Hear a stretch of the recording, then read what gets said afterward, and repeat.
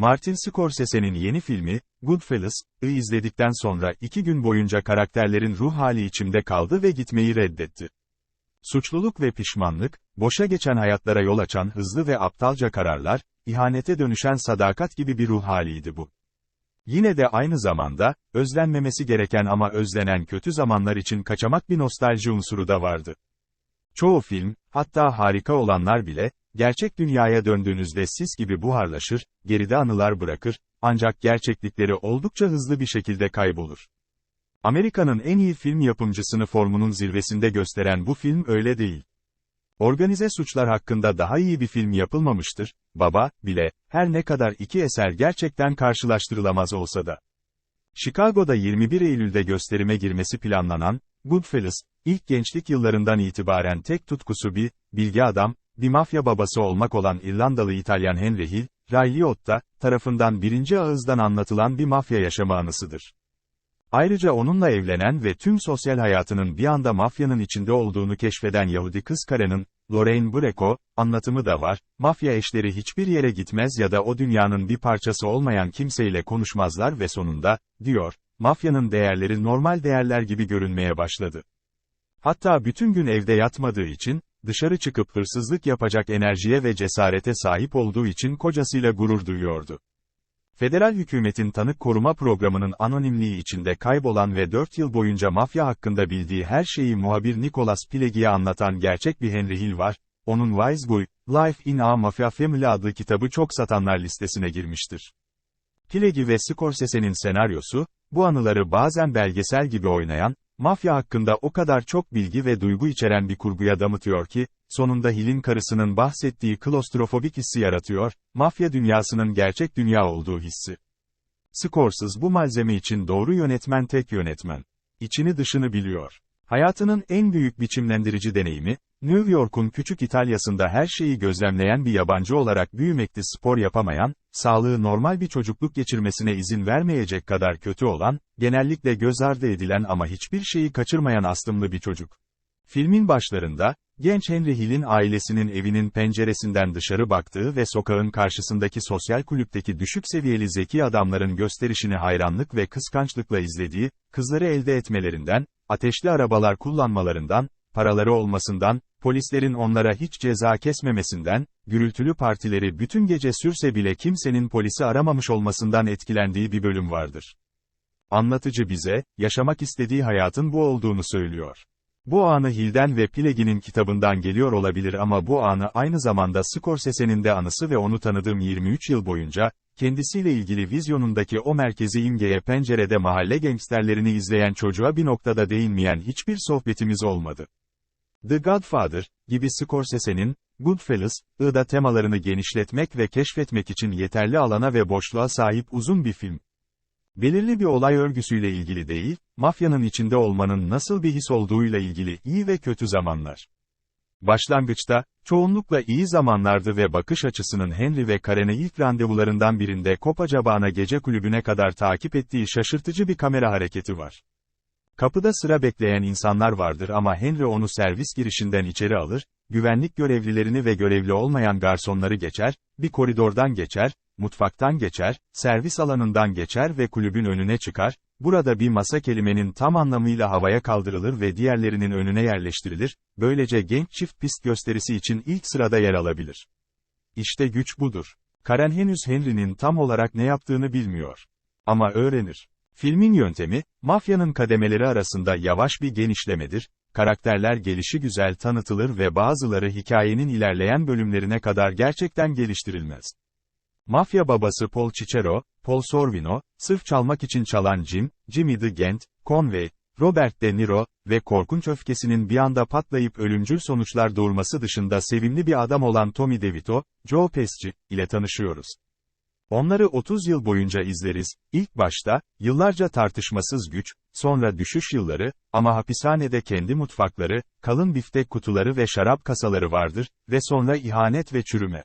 Bir noktada, mafyanın tüm o harika romantizmi Henry Hill için bozulur ve o an, Jimmy ve Tommy ile birlikte, Tommy'nin anlamsız bir öfke nöbetinde neredeyse öldüresiye tekmelediği bir adamı gömmek zorunda kaldıkları andır. Önce adamı öldürmeyi bitirirler, Tommy'nin annesinin evinde durup bir bıçak ödünç alırlar, annesi de onlara yemek verir, sonra adamı gömerler, daha sonra da tekrar mezardan çıkarmak zorunda kalırlar. İşin kötüsü, kurbanları, yaratılmış, bir adamdır, bağışıklığı olması gereken bir mafya babasıdır.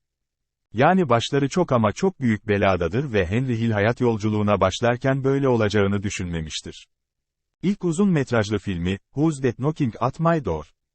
Kapımı Çalan Kim? 1967, ilk karesinden itibaren, 1967, filminden bu yana Scorsese, popüler müziği filmlerindeki dramatik anlara kontrpuan olarak kullanmayı sevmiştir. Sadece eski şarkılardan oluşan bir soundtrack hazırlamaz, her anın altını çizecek doğru sesi bulur ve, Goodfellas'ta popüler müzik, Henry'nin fabrika kapısındaki adamlara çalıntı sigara sattığı ilk günlerden, Paul Cicero'nun emirlerine karşı gelerek kokain sattığı ve hayatın paranoyak bir labirente dönüşmesine neden olacak kadar çok kokain kullandığı çılgın günlere geçişi açıklamaya yardımcı olur. Scorsese, 1970'lerin, Taxi Driver ve 1980'lerin, Raging Bull, tartışmasız en iyi filmlerini içeren tüm çalışmalarında, kokain anlaşması yapmaya, ailesine yemek pişirmeye, metresini yatıştırmaya ve takip edildiği şüphesiyle başa çıkmaya çalışan Henry Hill'in hayatındaki bir günü takip ettiği, Goodfellas'ın son bölümlerinden birinde yaptığı gibi, birinin kafasının içine girme konusunda daha önce hiç bu kadar zorlayıcı bir iş çıkarmamıştı. Bu, filmin ruh halini bana en derinden hissettiren sekanstır. Basit bir anlatı pasajı değil ve olay örgüsüyle pek ilgisi yok, duvarların kapandığı hissi ve duvarların hak edildiği suçluluk duygusuyla ilgili. Bunun karşıt noktası ise bir görev duygusu, bir zorunluluk, uyuşturucu anlaşması yapılmalı ama küçük kardeş de alınmalı, sos karıştırılmalı ve bu arada Henry'nin hayatı çılgınca kontrolden çıkıyor. Aktörler en iyi işlerini kendilerini net bir şekilde görmemizi sağlayan işlerini bir Scorsese filminde yaparlar. Robert De Niro, taksi şoförü, de kendi kuşağının en iyi aktörü olarak ortaya çıktı. Raging Bull'da De Niro'nun kardeşini canlandıran Joe Pesci de benzer karmaşıklıkta bir performans sergiledi. Hem De Niro hem de Pesci, Goodfellas, en iyi yeni sinema oyuncularımızdan ikisi olarak kendilerini kanıtlayan Ray Liotta ve Lorraine Bracco'ya önemli ve çok zorlu yardımcı roller veriyorlar. Liotta, Something Wild'da Melanie Griffith'in geç gelen, rahatsız edici derecede tehlikeli kocasıydı ve burada mafyoso olma deneyimiyle değil ama duygusuyla ilgili bir filmin duygusal merkezini oluşturuyor. Bracco, Someone to Watch Over Me, de polisin banyodaki karısıydı ve sahneleri o kadar etkiliydi ki ana hikayeye gerçek bir kayıp duygusuyla döndük. Evliliklerinin duygusu bu filmin kalbinde yer alıyor, özellikle de adamın bitkin bir halde ona sarıldığı sahnede. Ömür boyu sürecek bir bağlılık göstermişlerdir ve bu yanlış bir hayattır. Scorsese'nin en iyi filmlerinin çoğu suçluluk üzerine şiirlerdir. Harvey Keitel karakterinin cinsel arzuları yüzünden işkence gördüğü, Mean Streets, ya da Griffin Dunn karakterinin kazara bir ölüme karıştığı ve sonunda yanlış bilgilendirilmiş bir çete tarafından sokaklarda avlandığı, After Hours, düşünün ya da İsa'nın bile şüphe duymasına izin verilen, The Last Temptation of Christ, düşünün. Goodfellas, her şeyden çok suçluluk duygusuyla ilgilidir.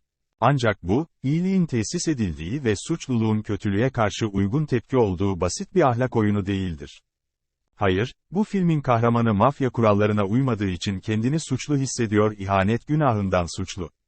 Ve cezası, kimsenin adının olmadığı ve şef garsonun kesinlikle bilmediği tanık koruma programına sürgün edilmektir.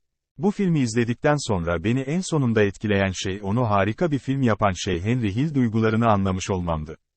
Tıpkı karısı Karen'in mafyanın iç dünyasına kendini o kadar kaptırması ve mafyanın değerlerinin kendi değerleri haline gelmesi gibi, filmde baştan çıkarıcı bir büyü örüyor. Bazen karakterlerin gerçekten iyi dostlar olduğunu düşünmek neredeyse mümkün. Yoldaşlıkları o kadar güçlü, sadakatleri o kadar sorgulanmaz ki. Ancak kahkahalar zaman zaman gergin ve zoraki, bazen de partinin tadını çıkarmak için bir çaba ve sonunda tüm mitoloji çöküyor ve sonra suçluluk gerçek suçluluk, Scorsese gibi bir Katolik'in yakından anladığı suçluluk günahkar şeyler yaptıkları için değil, onları tekrar yapmak istedikleri için.